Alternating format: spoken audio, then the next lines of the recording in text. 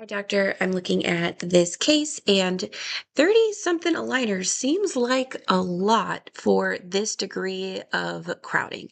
So, the first thing I'm going to do is look at this leading movements, and that will show us what is the tooth or movement that is requiring the most number of aligners. And so it is the buccolingual inclination of this lower incisor.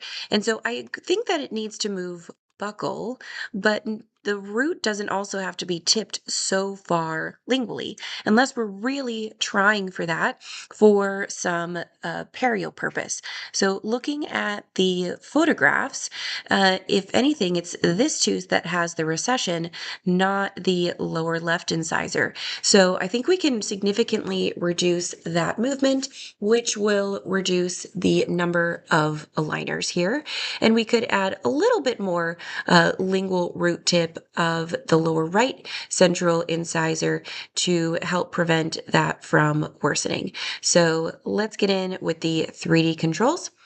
And I always like to start from the back. So this person looks like has a sufficiently wide arch. So expansion isn't something that we really need to do. I'm taking a look at this again, and I see that we have some perio lesions happening here. And I think that's because this upper molar is hitting too far, like not on a vertical axis with the lower molar. It'd be great if we could take the lower molar and swing those roots this way so it's more vertical, but that's an insanely hard movement to do, especially with clear aligners. So if we just moved this upper molar buckle a little bit, same thing over here, and maintain the position of the lower molars, I think that's going to be the most feasible. And then I'm going to keep in mind that I really want to make sure that I'm doing some uprighting over here and creating more clearance between this buccal cusp and the lower tooth. So I'm going to go ahead and make this unmovable. I want to move this tooth buccal. And for any buccal movement, I'm always going to pair that with a optimized expansion support attachment. That attachment's purpose is to help prevent the molar from doing this tipping, even though we don't see that on the ClinCheck. That is certainly something that can easily happen because it's the path of least resistance of how the tooth can move within the clear aligner. Then I'm going to take this tooth and do more of that buccal tipping. And take this lower incisor and do less of that lingual movement. Now we see that it's both of these teeth that would take up the most number of aligners, and that number is probably less than 30. We don't know what that is yet until we use the live update feature.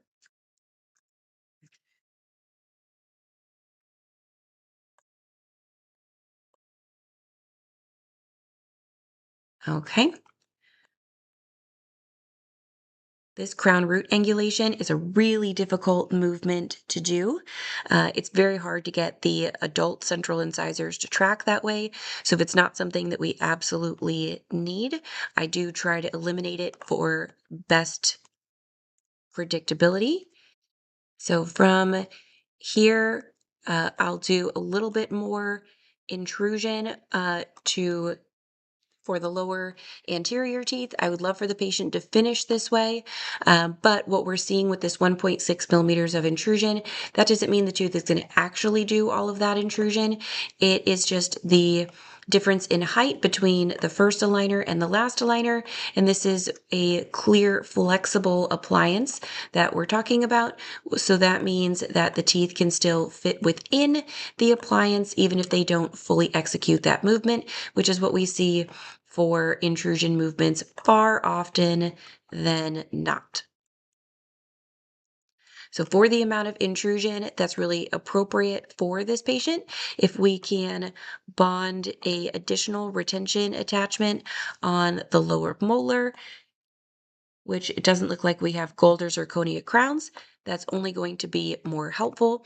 2 retention attachments in the posterior is the minimum for anterior intrusion success, but 3 is even better. It could be an expansion support attachment or a rectangle. Um, they both work really well. Update this and see how fewer aligners.